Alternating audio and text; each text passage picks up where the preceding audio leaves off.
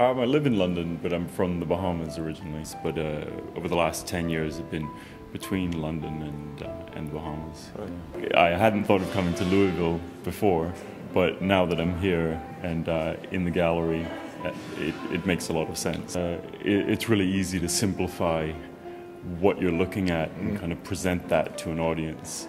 And I think that sometimes the explanations of work that can be far too simple.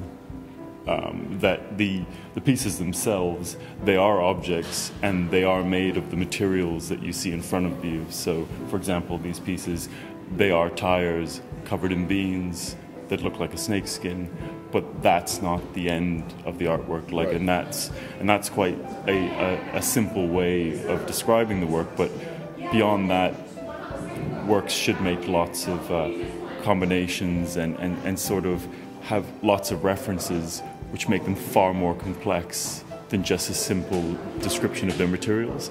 But there is kind of like a conceptual and critical backbone to the work, which is so when I look at a final piece, I may realize that, oh, I looked at that tire that was buried on the beach 4 years ago and thought, well, that's a shape and form that I want to work with, and then continued collecting images and references, and maybe, for example, on these tires, noticed after a while that the tread on the tire has a certain affinity with a snakeskin.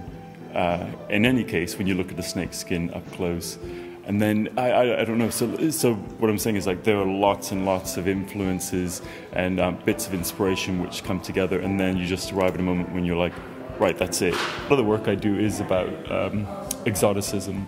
So kind of how some of these things are, we recognize them as exotic, and they kind of connect into fantasies of being, whether it's in like an exotic location like the Caribbean.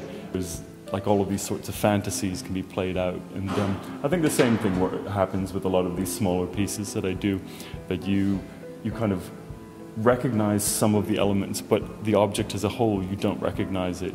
So it ends up as well being quite exotic. And then from that, you can understand and take your own meanings from the piece. So if you ask me, like, what does this piece mean? I don't really have a direct meaning to give you for each of these pieces, but they sort of work with this idea of getting you to think about what you're looking at and think about it in a different way.